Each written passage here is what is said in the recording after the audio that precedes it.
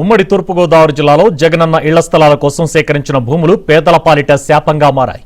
ఎలాంటి సదుపాయాలు కల్పించకపోవడంతో వృధాగా మిగిలిపోయాయి. వైసీపీ సర్కార్ పంపిణీ చేసిన స్థలాల్లో ఇప్పటికీ ఇళ్ల నిర్మాణానికి లబ్ధిదారులు ఆసక్తి చూపడం లేదు.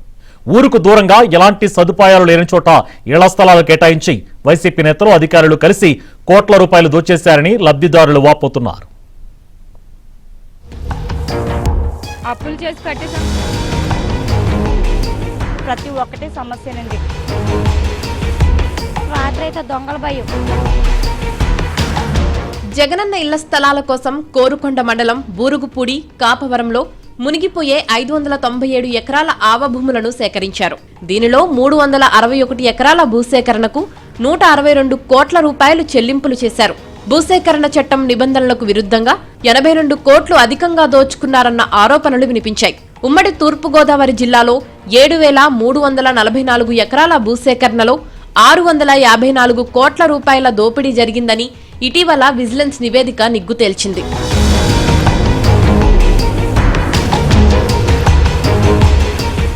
బూరుగుపూడి లేఅవుట్లో మార్కెట్ విలువ ఎకరానికి 7,20,000 ఉండగా నిబంధనలకు విరుద్ధంగా ఎకరానికి 40 లక్షలు చెల్లించారని తేలింది. ఈ భూములను 13,609 ప్లాట్లుగా విభజించి 13,154 మందికి హడావుడిగా పట్టాలిచ్చారు. రాజమండ్రి అర్బన్, కోరుకొండ, పశ్చిమ గోనగూడెం గ్రామాలకు చెందిన లబ్ధిదారులకు పంపిణీ చేసిన పట్టాలకు కనీసం ప్లాట్లకు మార్కింగ్ కూడా చేయలేదు. ఈ భూములను వైసీపీ పాలనలో 2020లో సేకరించినా ఇప్పటి వరకు కనీసం ఒక్క పేదవాడికి కూడా స్థలం కేటాయించలేదు.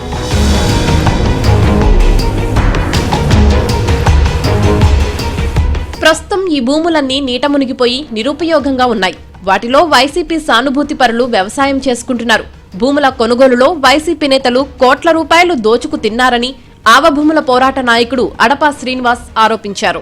ఖచ్చితంగా ఇది రాష్ట్ర ప్రభుత్వం జగనన్న కాలనీ కాదు, దోసుకోవడం, దాచుకోవడం, మోసం చేయడం అనే ఉద్దేశంతోనే జగన్మోహన్ రెడ్డి తీసుకొచ్చిన జగనన్న కాలనీ పాలసీ.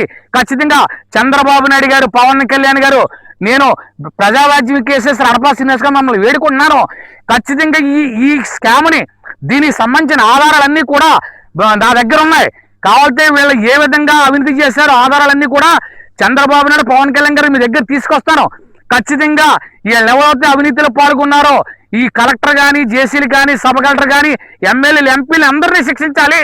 రాజానగరం మండలం వెలుగుబందలో రాజమండ్రి వాసులకు ఇళ్ల స్థలాలు కేటాయించారు. 13,000 మంది కోసం సేకరించిన భూముల్లో ఇప్పుడు కేవలం 200 మంది మాత్రమే గృహాలు నిర్మించుకొని నివాసముంటున్నారు. తాగునీరు, రోడ్లు, రవాణా సదుపాయం లేక తీవ్ర ఇబ్బందులు ఎదుర్కొంటున్నామని లబ్ధిదారులు చెబుతున్నారు. మంచినీళ్లు లేని పరిస్థితి అయితే మాత్రం చాలా దారుణంగా ఉంది సార్. నెక్స్ట్ ఇక్కడ 5 వాటర్ ట్యాంకులు నిర్మించారు సార్. 5 వాటర్ ట్యాంకులు కూడా ఇప్పటికీ కూడా ప్రారంభానికి నోచుకోలేదు సార్. అవి కనీసం అవి ప్రారంభించి ఇక్కడ తాగునీటి కష్టాలు తీర్చాలని మేము ఎంతో ఆశతో ఎదురు చూస్తున్నాం సార్. మేము ఒక్కటి కాదు సార్, ఈ రాత్రి అయితే దొంగల భయం సార్. మొన్న రీసెంట్గా ఎక్కడి నుంచో పార్వతీపురం నుంచి అంటే సార్ మొత్తం ఎట్టిగా కారు వేసుకొని చాలామంది వచ్చారు. నైట్ వచ్చి ఇక్కడ కరెంటు వైర్లు మొత్తం తెంపుకు పట్టుకెళ్ళిపోయారు సార్. అలాగే తుప్పలు, పాములు, ఏ క్షణం ఏ ప్రమాదం జరుగుతుందో అని చెప్పేసి చాలా బిక్కుమంటూ బతుకుతున్నాం సార్ మా కాలనీ వాసులు అందరం. కానీ దయచేసి ప్రభుత్వం ఏమైనా స్పందించి మాకు తగిన న్యాయం చేయాల్సిందిగా మేము కోరుకుంటున్నాం సార్. వెలుగుబంద జగనన్న కాలనీలో అన్ని సమస్యలే అంటున్నారు లబ్ధిదారులు. వీధి లైట్లు లేక ఇబ్బందులు పడుతున్నట్లు చెబుతున్నారు. గత ప్రభుత్వం మాకు ఎందుకు ఇంత నీచంగా ఆలోచించి ఇంత లోపలికి ఇల్లు ఇచ్చారన్నది మాకు తెలియదండి.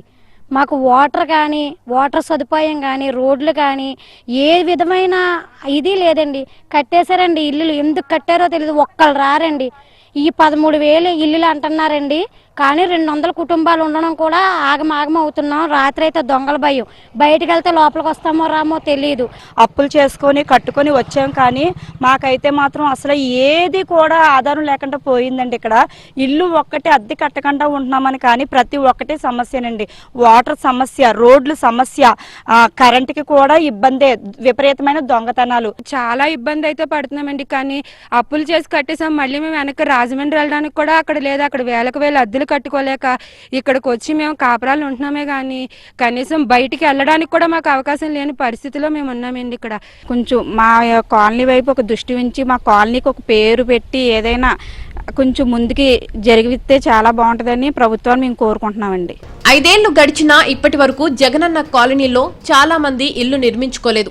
ప్రభుత్వం స్పందించి ఇళ్ల నిర్మాణానికి సహకరించాలని పలువురు కోరుతున్నారు. అలాగే తమకు కనీస సదుపాయాలు కల్పించాలని మరికొందరు విజ్ఞప్తి చేస్తున్నారు. అప్పులు చేసి కట్టేసాం. ప్రతి ఒక్కటే సమస్యనండి. రాత్రి అయితే దొంగల భయం.